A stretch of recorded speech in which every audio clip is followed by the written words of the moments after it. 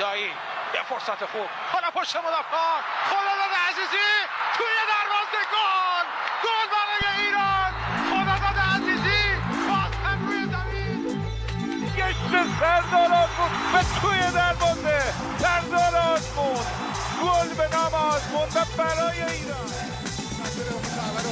بزنه کریم انصاری گل توی دروازه کریم انصاری دروازه پرتغال باز شد علی دایی سام توپ توی دروازه اشتباه حرکت از کوچان نژاد فرصت برای کوچان نژاد توی دروازه گل برای ایران. Welcome back to another episode of Goal Bezan. My name's Sina and I'm joined by Arya and Sahand this episode. It's been a bit of a break for me and I'm really glad to be back, joined by these two gentlemen. So in today's episode, we are going to be discussing the next two qualification matches. Obviously, we won pretty much all of our qualification matches, which has been amazing. So we're going to be talking about the next two. And also the squad list that comes with that, released a few days ago, I believe. Finally, we'll have a preview, the Iran versus UAE match to be played on Tuesday in Qatar. Also, we'll have an interview with John McAuley, the sports writer for the national newspaper in the UAE, covering UAE and Asian football. So let's kick off. Arya, Sahand, how are you both doing? Yeah, I'm really good. Glad to be back on. Speaking about the national team, it's good that the games are almost every month now. And we're getting a lot of good performances, so it's good to cover it. Yeah, thanks for having me on again. Always good to be back on the pod. Obviously, before I forget, I wasn't on the previous episode. The previous episode, as you might not know, but we did an episode with someone, Rodus. It was an amazing episode. I obviously was a fan for this one. I didn't interview him. Arya interviewed him and Pejman.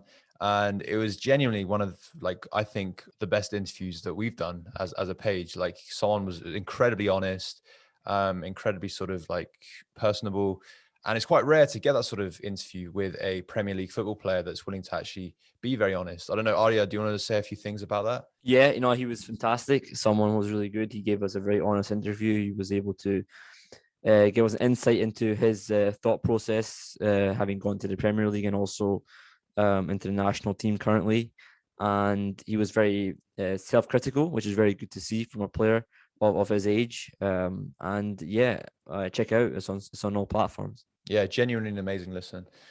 Before I go on, we were meant to get Mario Tot onto this episode as one of the interviews, and didn't happen for whatever reason. I think, Arya, you want to explain a little bit more about that? Yeah, it's just unfortunate. We reached out to Mario Todd. He said yes to the interview. Then he came back in the last couple of hours, just mentioning that, you have to get in touch with the federation. The media officer reached out to me for details regarding Goal Bezan, which I sent him. And then a few hours later, they said no. So essentially, we can't do the interview with him. So we will try again next time. But at this moment in time, we're not going to have him on. So let's kick on with the episode. So firstly, the 26 players called up very quickly. Obviously, I'm not going to name them all right now, but I think some notable people. Pirelli Ganji's back in the squad, which is nice. Ali Karimi. Oh, sorry, I've messed that up. He's not in the squad. He's injured. Gol! No!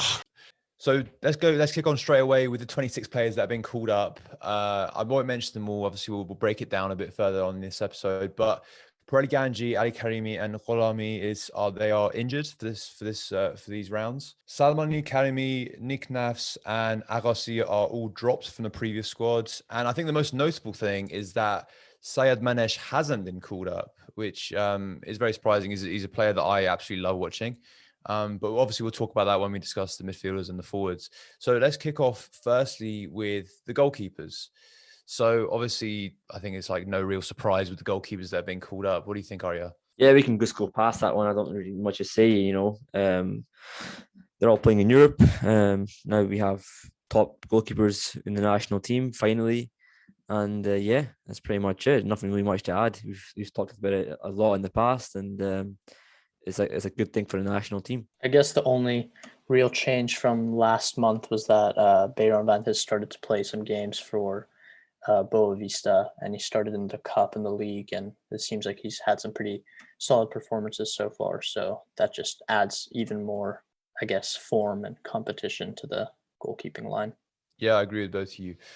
So with the defenders, obviously Pariganji is still injured, which is unfortunate. And I know there's been a lot of discussion around our sort of defenders and finding that sort of like magic sort of partnership between the centre backs, especially. I know there's been some sort of like, I guess, Twitter comments about Tafazoli. Obviously, he assisted in a recent Carabao Cup game. So I guess like we'll talk about defenders. Obviously, Tafazoli. What do you think, Arya? For me, no. I don't think he should be called up. Simple as that. He's obviously he's playing in the English League One.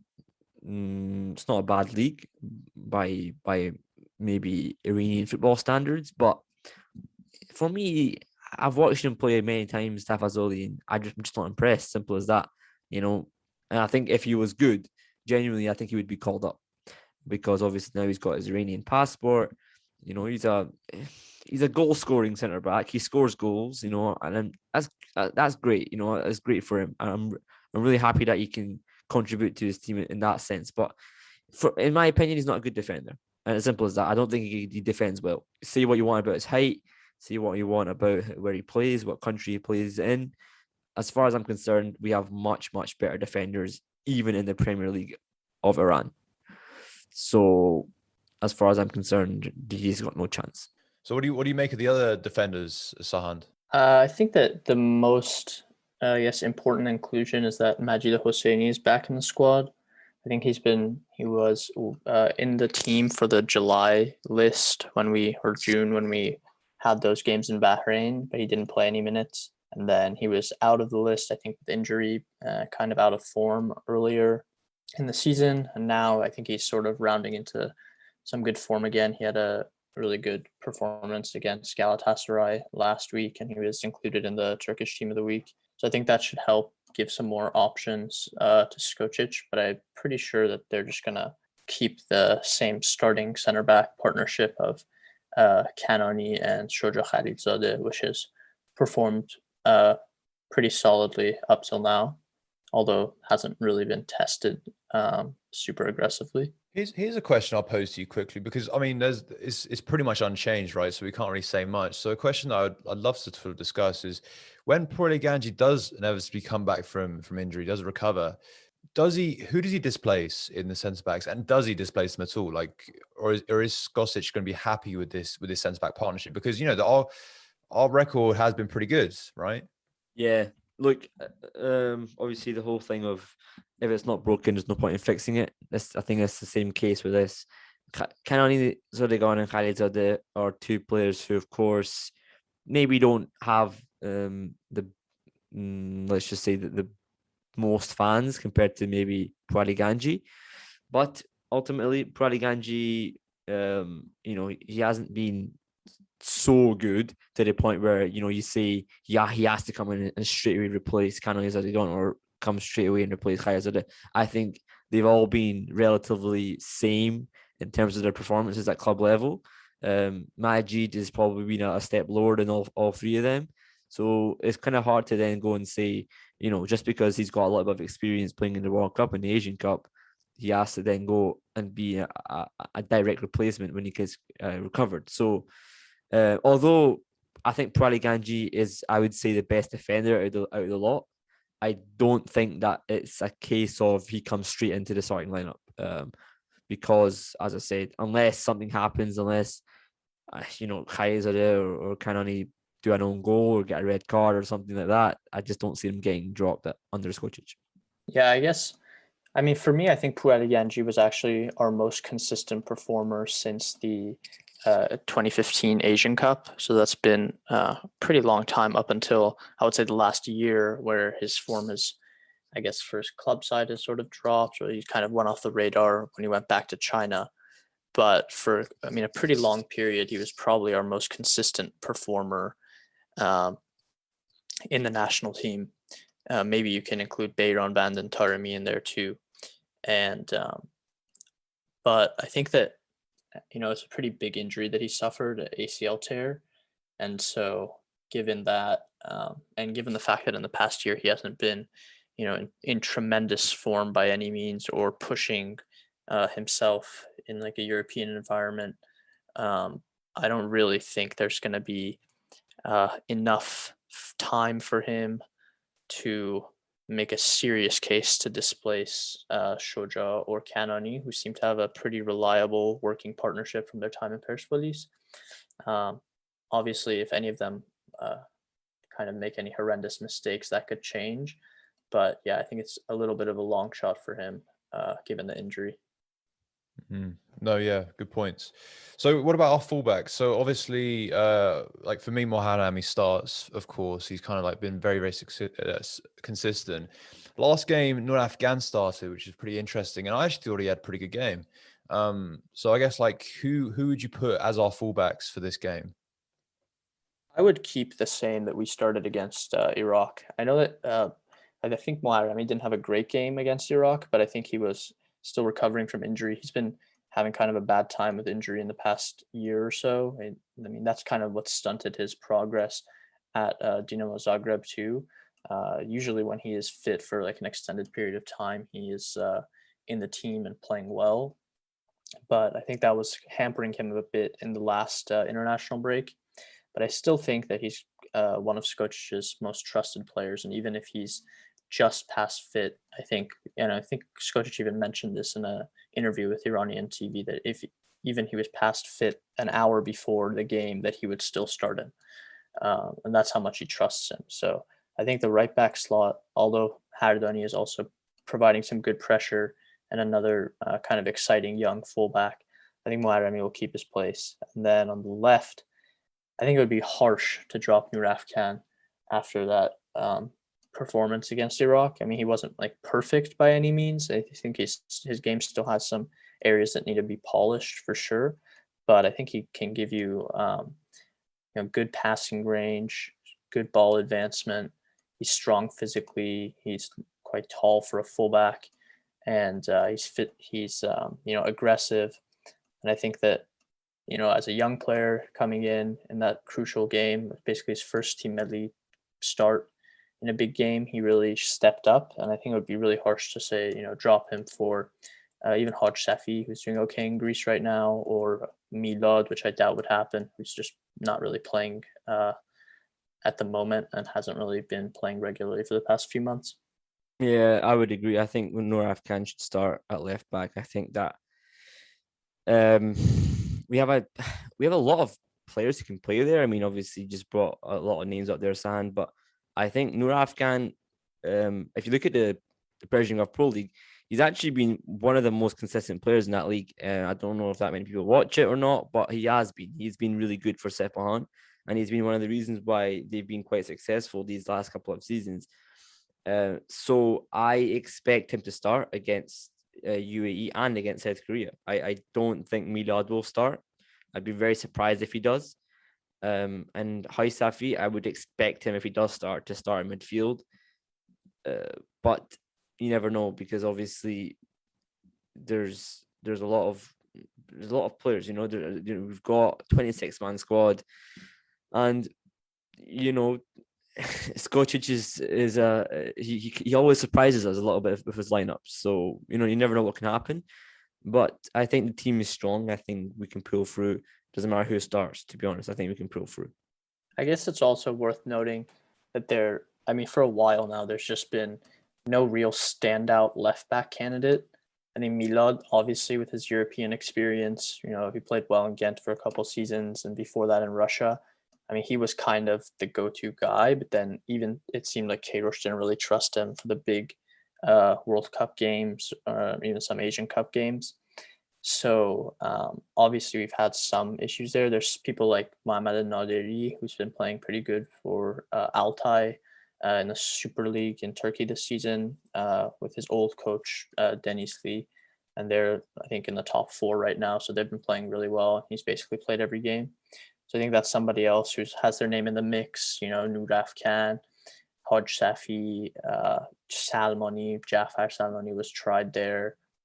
So there's like a lot of names, but so far there hasn't been, a real standout candidate that just plays in a way where you say, okay, this guy just can't be dropped.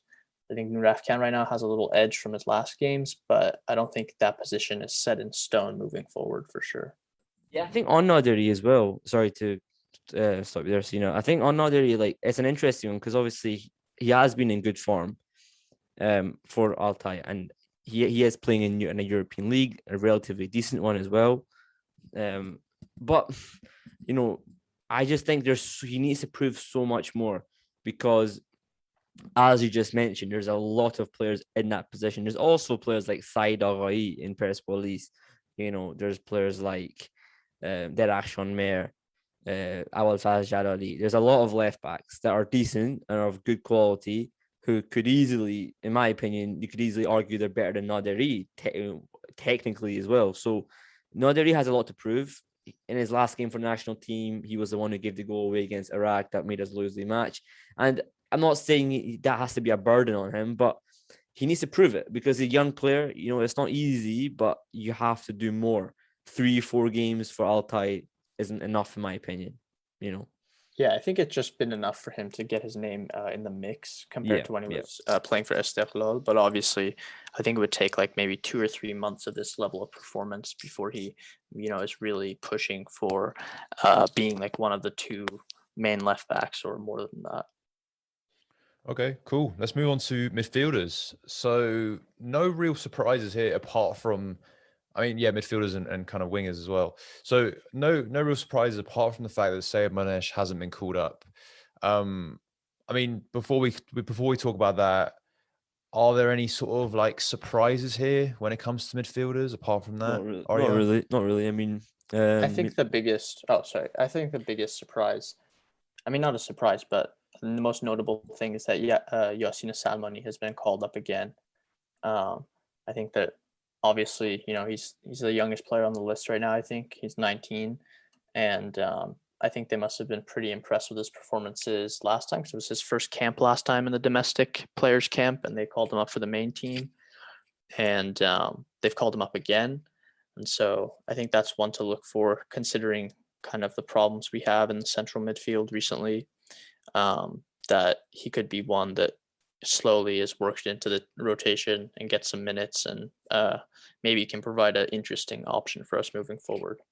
Yeah, I would agree. I think Yasin is a player who, could potentially. I don't think he'll start. We got a fan question, which we will discover just now. We got a fan question from Ashkan at Pick Up for Life. He's saying basically should we start Salmani against UAE? Personally, no, I don't think we should start him. I don't think he should be starting matches for the national team. I think it's still too early, but I think it's a fantastic experience for a young player to be with, the players that he's with, and looking into obviously we're covering it in depth, but as a whole, it's a really good squad. It's a really good squad. It's not a bad squad whatsoever. For the players we've got available, this is a good squad, and I don't like it when people say, "Oh yeah, but we could have called it this Legionnaire and this Tafazoli or this Alipur." No, ultimately it's a good squad, and I think a player like Salmani will benefit so much from it. And you brought up Sayyadmanesh. It's a shame, but look, there's so many strikers. There's so many strikers in this national team pool that it makes it so much more difficult for him to get called up. Even if he deserves it. But when you've got the lack of depth in the midfield, that chance is now given to Salmani to prove himself, which is fantastic to see. So let's talk about that quickly. So Sayyadmanesh, like, was it because he's been playing all right? So is it because there is quite a lot of depth, I suppose, like there is a lot of talent, especially in that sort of winger position. I guess what do you make of his exclusion? Well, I'm not totally sure if he's been snubbed as a winger or a forward. So, he can play both, and he does play both in Ukraine. I think he started against Roma as a number 9 the other night, and he played okay. And I think other times he started off the right-hand side and other times off the left-hand side. So I think his versatility, in theory, could help him, but also it's kind of creates a situation where he's not totally sure Skocic possibly what his best role is yet. So on the wing, I guess he would be competing with people like Tourabi and Qaedi, who are undoubtedly more like technical, creative profiles. And then up front, I think the one call up, Ansari Fad, I think is a given just because of his time with Team Melli and his like leadership qualities, in addition to, I guess, being in okay form over the past couple of years for IEK. And then obviously you have Osman and Taremi. So then I guess that fourth, center forward position, which this time has gone to Kaveh Rezai. I think, Allahyar, you could definitely make an argument that at the moment he's in better form and he can provide you with more physicality, more speed than Kaveh Rezai could off the bench. But, then you also have to factor in, all the elements of their game. And, Kaveh is a quite well-rounded player. Okay, he hasn't been like in the best of shape recently, but I think I think Skocic's first match was against Bosnia, and Kaveh played quite a good game and scored a really nice goal then. So I can see how he's been called up, and I think Allahyar just needs to keep working, as I'm sure he will. And he's definitely going to have a important role in Team Melli moving forward. It's just a question of refining his game, working on his link-up play, his touch, and I think his chances will come. Arya, I don't know if you want to mention Alipour too. I think he's been doing pretty solid in Portugal recently, but kind of similar situation to Allahyar. Yeah, I think with Allahyar, I think he doesn't need to be called up. And what I mean by that is he doesn't need to be part of the national team squad right now, because he's doing fantastically well in Zorya, and that's a great experience for him. He's playing in the Europa League and he's getting a lot of high level football, which is fantastic at his age. And, you could argue, well, he deserves it because, he's been playing well. I get that. And I would agree with it to some extent. I think he should be part of the squad. But looking at Skocic's decision, I can kind of understand why he's gone with Kaveh, because, look, as a national team manager, you have to go with your gut. And if your gut is to play the players that you trust, the players that you rely on, the experienced players, then you have to go with it. And I think that's what he's done. He's gone with some more experience up front.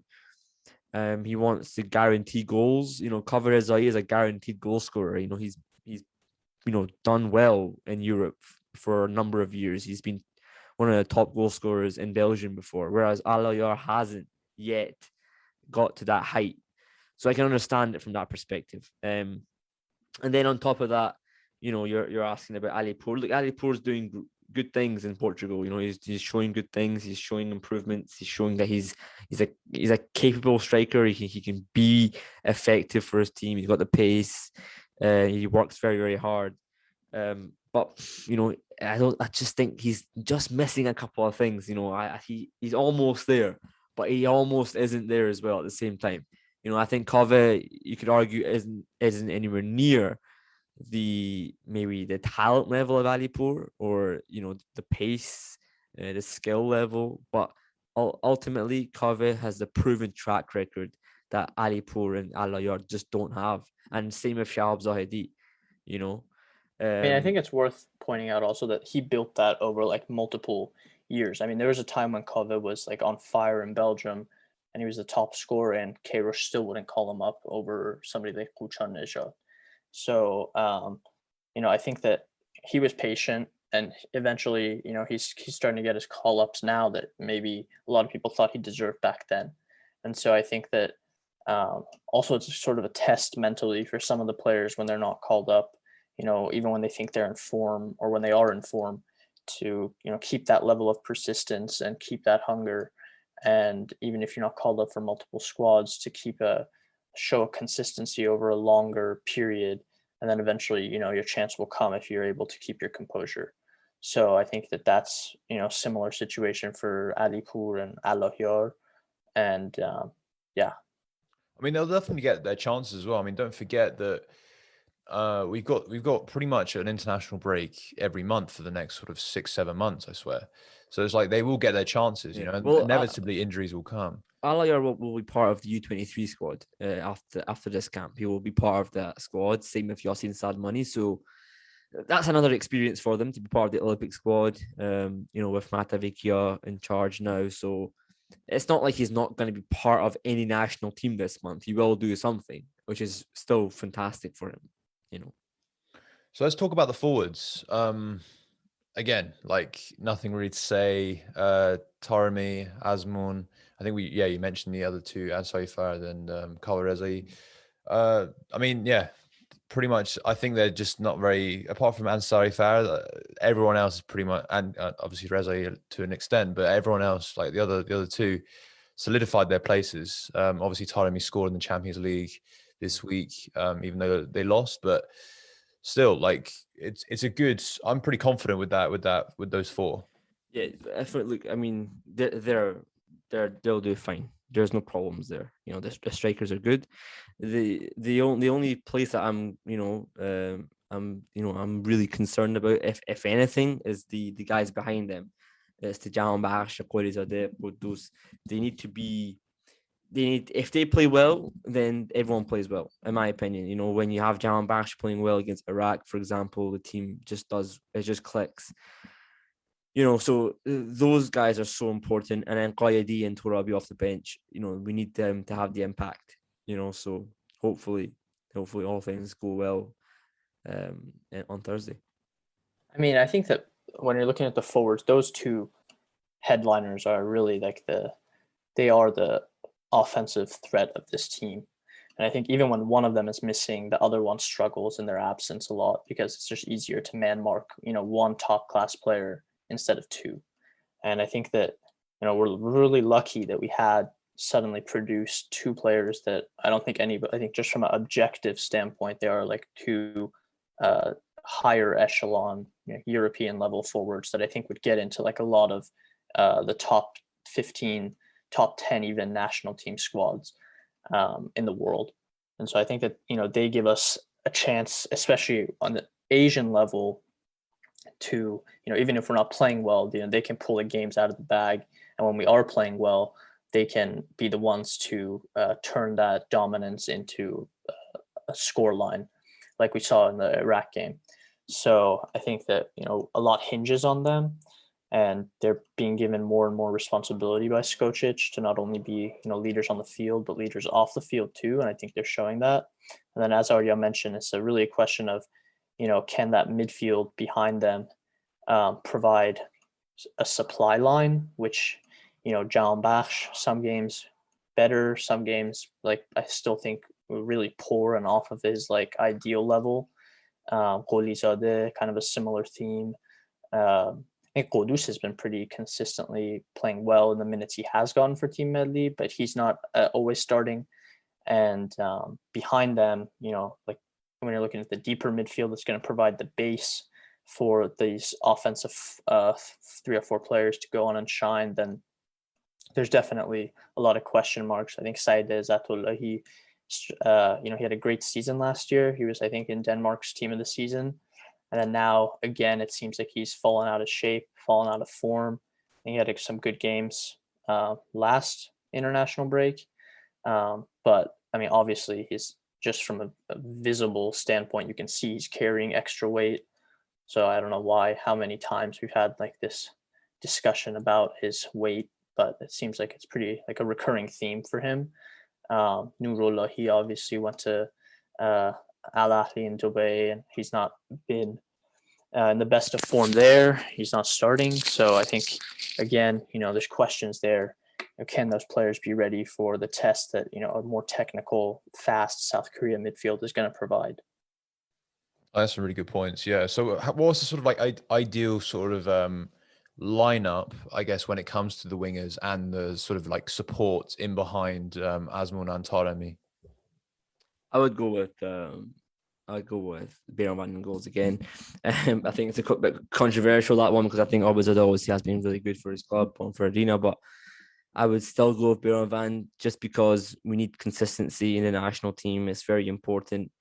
Against UAE, you could play Allahverdi possibly, but I would still do the consistent choice of bringing Van in, who is starting for his club now, so there's not really any excuses there.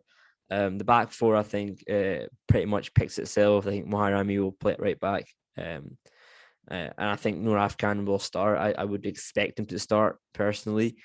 The two who have been playing together, Kanoni and Khalilzadeh, should probably start as well.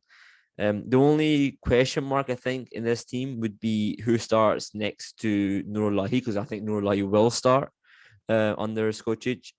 I personally would start him as well. I don't really have anyone else. But he could play Haisafi and Nurullahi. I would not be surprised if he does that. Personally, I would just go with Saeed, but it doesn't seem like he's always the starting player. And then the two kind of supporting players, I think, as Sahand mentioned, is a bit of a tough one because you've got players who are in form sometimes, they're not in form. I don't really consider Quddus to be a winger, so I don't really think in a 4-4-2 you're going to play Quddus as a wide player. I think you're expecting to see Vahid Amiri start, and I think he should start as well because I think he's so vital to how the team function going forward and defensively. So he has to start, in my opinion. I think then on the right hand side, I'm also expecting to see Javanbakhsh play.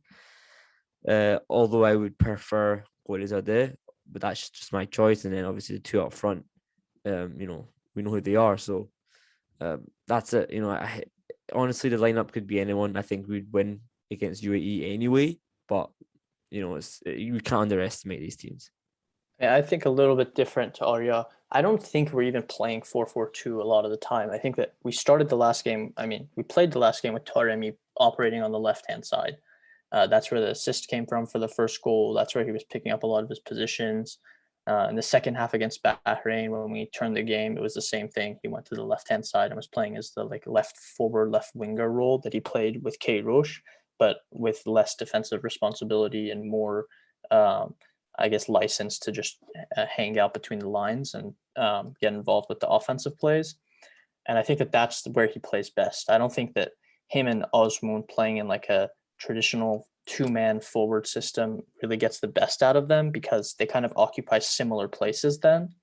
And then, you're making it easier for the opposition if you have your two best players, your two best offensive players in similar zones. And it's easier to mark them when they're close together. Whereas when Taremi starts on the left and he drops back into the midfield and links the play, like we also see him do with Porto a lot of the time, that frees up space for Osmoon and vice versa. So I think that gives you some more flexibility with the rest of your team. So if you line up in a 4-3-3, I think that the back four and the goalkeeper is pretty set in stone. And then it's just a question of really the midfield combination. And I think, if you're looking for a defensive midfielder, still, I don't think he's in shape and he's not in form, but Izzatollah is just the best player we have there. And that's just kind of the sad reality of how much depth we lack in that position. Because he wouldn't be, you could argue that if we had a two midfielders in the same caliber as Osman and Taremi are up front, then he wouldn't even be called up right now. But I think he's going to start because he's just the only player with those characteristics, physicality, defensive awareness, passing range. And then the next option is somebody like Sarlak. The drop off between him and Izzatollah is already a lot. So I think Izzatollah will start. And I think, next to him, you could start Amiri. I think Amiri has to start for Team Melli, and I think he will.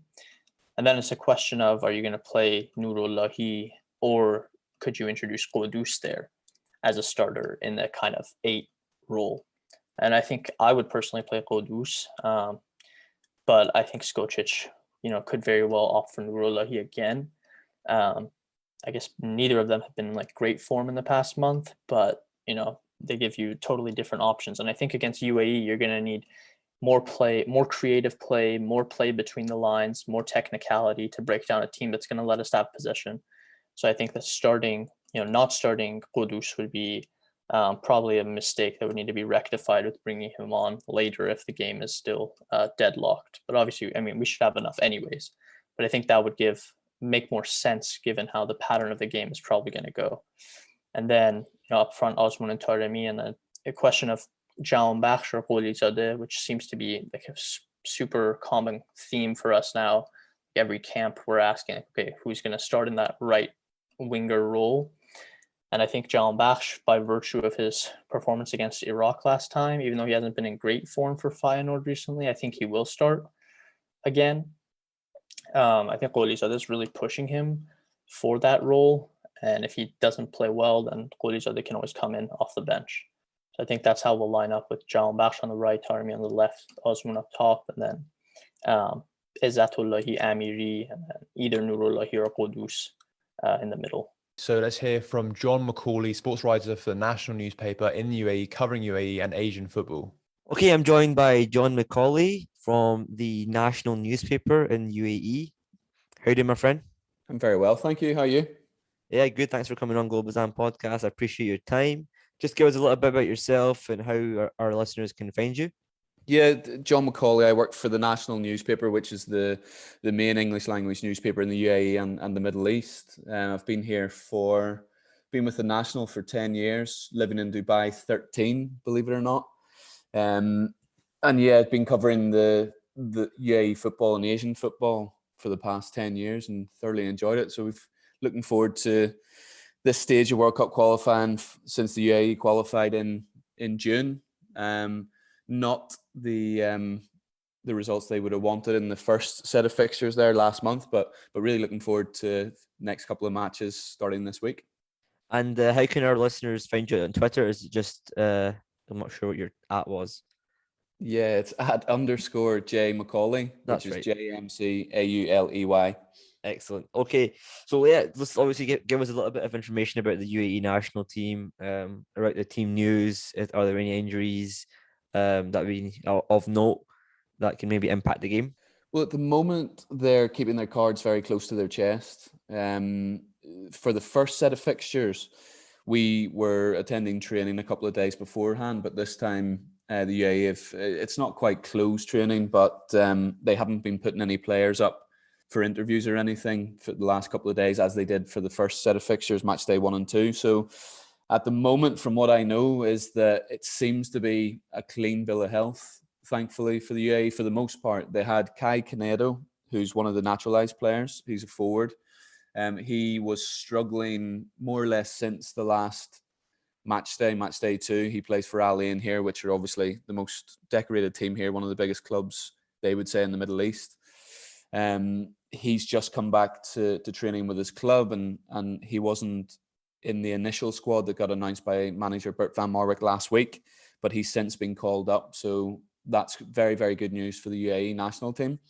But other than that, it seems to be they're in a lot better place, let's just say, than they were going into the opening 2 fixtures. And obviously, on top of those 2 fixtures that they did have, obviously both draws. How do you think this UAE team will fare against Iran on Thursday? Well, excuse me, they've got a lot of ground to make up, even though the table, they're only 2 points behind South Korea in second. Excuse me, and obviously 4 points off Iran. But there's no getting around it. They need vastly improved performances than they gave against Lebanon and Syria. One of the main concerns whenever in both matches, in fact, was that their inability to take chances. They did actually make quite a few chances, but they didn't take them, and they were made to pay for that. So to return 2 draws out of those opening 2 matches was very disappointing, especially on the back of a really, really good June, where they had those 4 matches in that condensed period and won all 4 to progress to the 3rd round. And make no mistake, Iran are a huge step up to, in all due respect to Lebanon and Syria. Iran, number 1 ranked team in Asia, and certainly favourites for this group. So the UAE know that they have to be at their best, really, if they're going to get a result on Thursday. Do you have any predictions for the match? I try not to when it comes to UAE football. As I said, I've covered it for a decade now, so I know making predictions is probably a fool's errand. So the odds aren't in their favor, let's just say, because of the strength of Iran. But and the first couple of matches, the confidence maybe not quite as high as what it would have been coming into the third round. So if the UAE were to get away with a draw, that would be a massive result and set them up for their home match against Iraq 5 days later. But it's going to be a very, very tough task. And I know that the national team, the people around that, understand the challenge that they have ahead, let's say. But look, they're determined to put September's results, last month's results, right. And there's no better place to do it than at home and in front of their fans and against the number one team in Asia, as I said. Fantastic. I appreciate your time, John. Not a problem. Thank you. Okay, so we mentioned some keys to success in this game. I think one that I also want to highlight is obviously in my opinion, if Qudus does start alongside it, like in that midfield, Ezzatollah has to be there, because otherwise, the thing with Ezzatollah is, even though he's not really in form right now, he does offer that sort of flexibility and freedom to other players to go up, because he is so strong in that midfield. He can dominate it. Whereas if you put other players in that, it's less solid.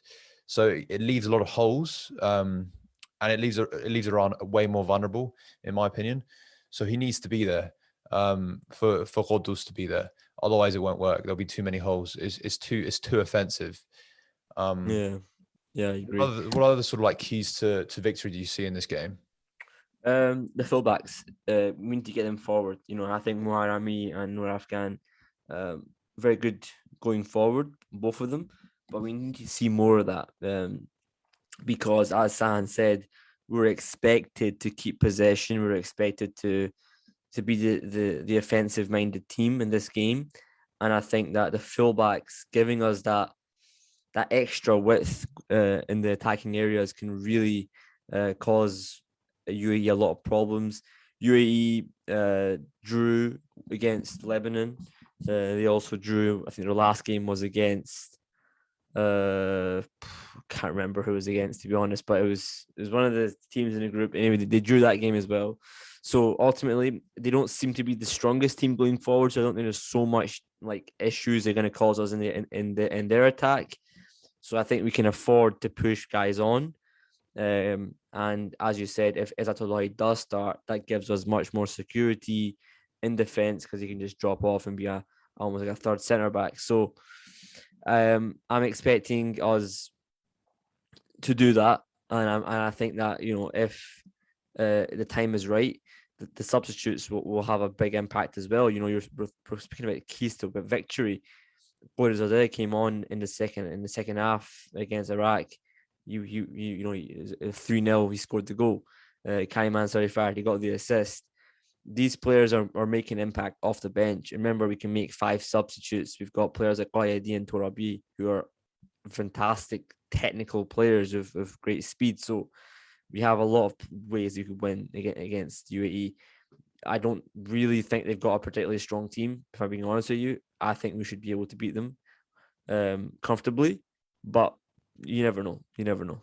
Yeah, I think the fullbacks are going to be important. I think they're both, solid players. I think Moharami has really improved a lot defensively. I mean, he used to be more of a offensive weapon in Iran, but kind of changed his game in Croatia, I think, based on the demands of the coaching staff and stuff. But I think that both of them, I wouldn't call them natural crossers. I think they can both do good things offensively, but I really hope that we, utilize that aerial presence that Ozmoon and Taremi have. I think that that's one of the things we really still aren't making the best out of them in the past 18 months or so, is that ability. I think, Taremi provided that golden cross for Javanbakhsh against Iraq to open the scoring. And I think that's the sort of, caliber of crossing and service that him and Ozmoon really need, because they're both great in the air. So hopefully, getting the fullbacks involved, they can find openings and provide that. I think a lot of the key is also going to be, those creative players like Javanbakhsh, Qudus, if he starts, when they get the ball against this sort of deeper block that's probably not filled with the best players, they should be able to really assert their dominance in a game like this. And, these are the games, I mean, okay, in the hardest games, if we're going to play like Japan or South Korea or playing a World Cup, then you're going to say, okay, these guys are going to have limited time with the ball, and it's more about like trying to keep possession or find moments and pockets to do something. But in a game like this, you really want them to stamp their authority and show that they are like a higher level technically. And so I think that if we can get them firing early, then it'll just be a lot easier for us to go on and dominate the game and win the way we should, really. All right, cool. So before we go to fan questions, quickly, what are your predictions? For me, I think we'll win. I'm going to say 2-0. I'm going to say 2-0. Yeah, I think 2-0 as well. What will you see? I'm the same. Sina? Okay. Yeah, 2-0 for me. Okay, fantastic. Okay, let's go to fan questions. We only got a couple. We answered a good few of them in our own discussion, so that's probably why we haven't answered yours. We've got one from at Mr. Samson. He's asking, should Mahdi Taremi look to move to a Premier League team?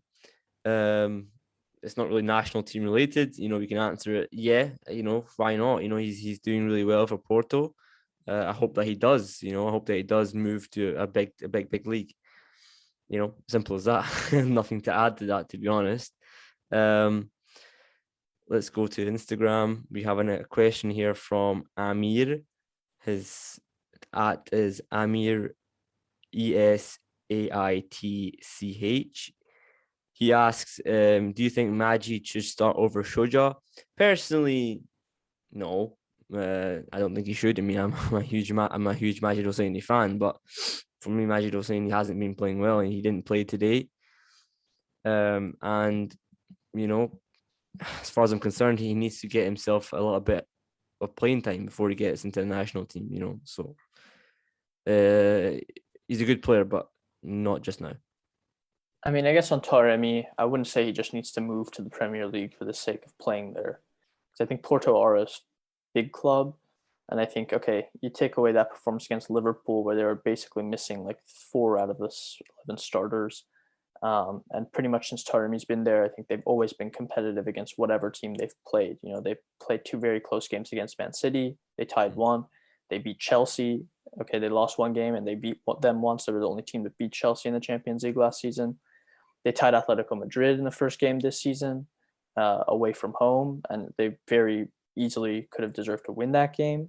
And so I think that's a team that's consistently performing at a high level against the best teams in Europe. I don't think you just leave that just to say you play in the Premier League, and I don't think Taremi would either.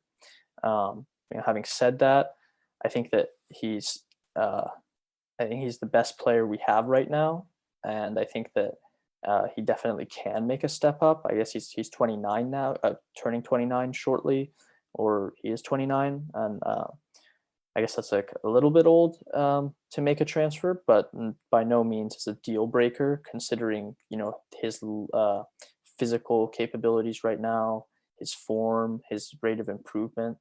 I think he could definitely look to make a jump to one of the big leagues. Personally, I prefer, if he's going to leave Porto, it should be to a top team that's definitely better. I think, a team like even Juventus, I think he would be a good fit for, Inter Milan, those level teams. I think it could be, reasonable targets if he keeps up this incredible form for another 6-7 months. Sweet.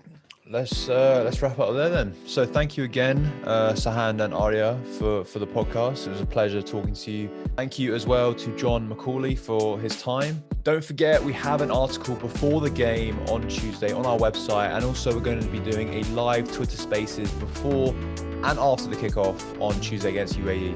So please do stay tuned for that. It's on Thursdays, It's on Thursday. Oh, sorry, Yeah. Thursday. I misread it. Do it again. Mate, it's dyslexia kicking in, man. Don't forget, we have an article before the game on Thursday on our website, and we're also going to be doing a live Twitter Spaces before and after kickoff against UAE. So please do stay tuned and follow us on social media and all podcast platforms. And yeah, thank you again, Arya and Sahand, for joining me. And yeah, we'll wrap up there. Thank you so much. Thank you. Yeah, thanks for having me on.